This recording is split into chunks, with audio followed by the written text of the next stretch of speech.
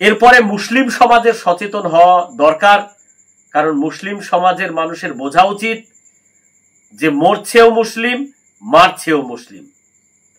তৃণমূল কংগ্রেস যেখানে বলছে তারা মুসলিমদের পাশে আছে, কিন্তু প্রত্যেকটা মৃত্যুর জন্য দায়ী তৃণমূল কংগ্রেস, প্রত্যেকটা মুসলিম মৃত্যুর জন্য দায়ী তৃণমূল কংগ্রেস।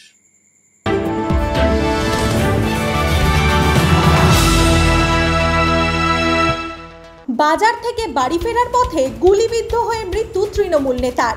সোমবার রাতের অন্ধকারে কেঁপে উঠল সোনামুখীর চকাই গ্রাম। নিহতের নাম সেকেন্দার খাঁ ওরফে সায়ন, স্থানীয় তৃণমূল নেতা।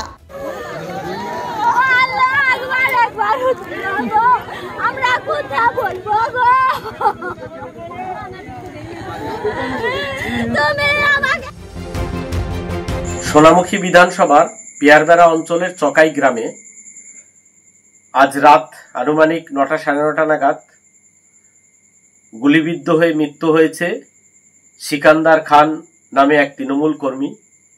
ওই চকাই গ্রামে এর আগেও গুলি চালার ঘটনা ঘটেছে।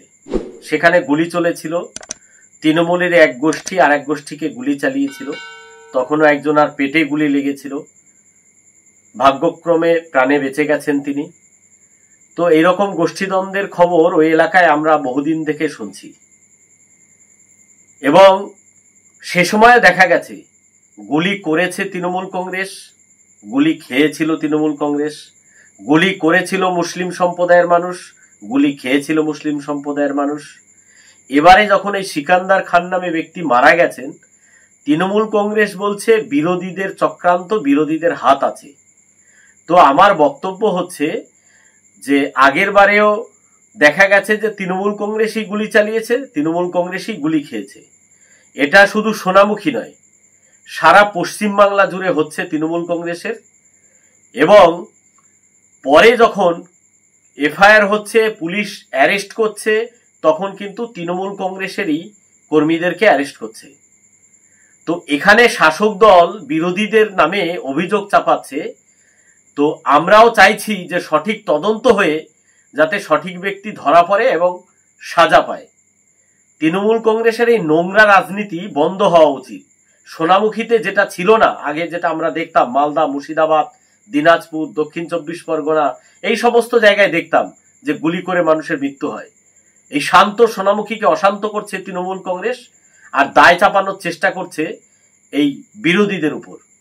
কিন্তু আমরা দেখব পরে কোন লোকটি অ্যারেস্ট হয়, কাকে অ্যারেস্ট করে পুলিশ, এটা কিন্তু আমরা দেখব, এবং কাদের নামে কেস হয়, কারা জেল খাটে, সেটাও আমরা দেখব।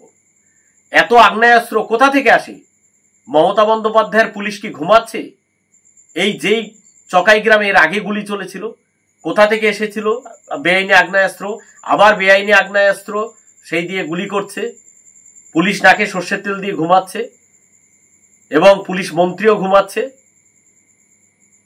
এরপরে মুসলিম সমাজের সচেতন হওয়া দরকার, কারণ মুসলিম সমাজের মানুষের বোঝা উচিত যে মরছেও মুসলিম, মারছেও মুসলিম।